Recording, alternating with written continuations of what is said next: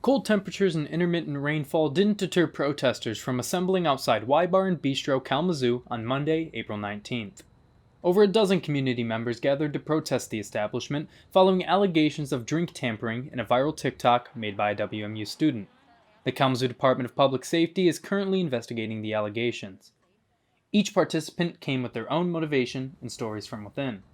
Among those in attendance was Kalamazoo activist Jessica Martin.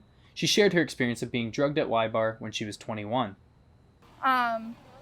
I had 2 drinks, and it was about halfway into my second drink that I started to feel incoherent. I don't know any other way to describe it. People started to sound really muffled. Yeah.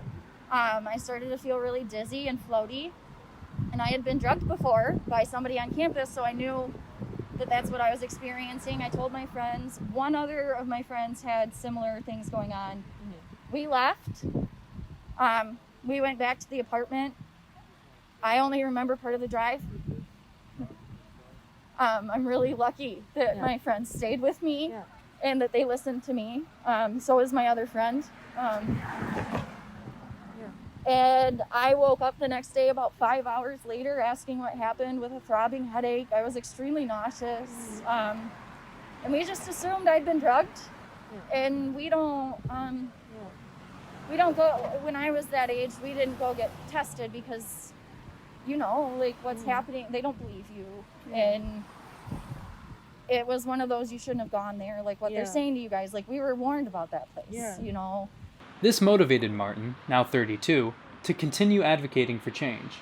This was the first time she'd seen a protest of this nature in Kalamazoo. I have tried to get something like this organized multiple times, and it's a scary thing to confront, and I'm over letting fear control me and letting future generations down like I've been let down. I don't want to let anybody down and leave people alone anymore like I was, and if we can make the change, we should. Another Kalamazoo resident, Devon King, passed around information on what to do when someone has an opioid overdose and how to recover from an opioid overdose. And opioid overdoses are reversible. So things like rescue breathing and using naloxone is something that any person, any lay person can do to bring someone back from an opioid overdose, as well as calling for EMS.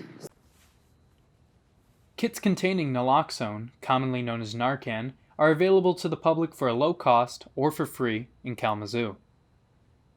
Bailey Christ, a WMU graduate student, organized the protest after she saw the TikTok with her roommates.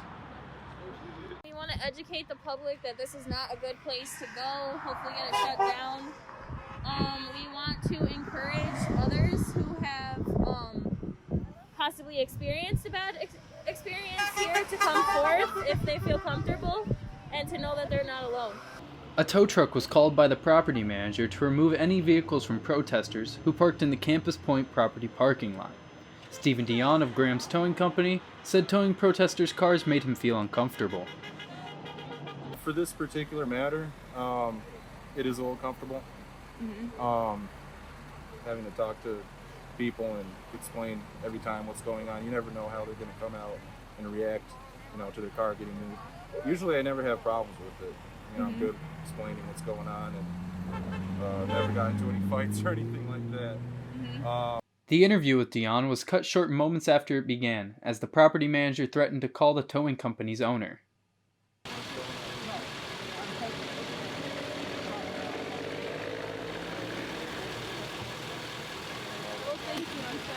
Protests are planned for the rest of the week until Friday, April 23rd from 4 to 7 p.m.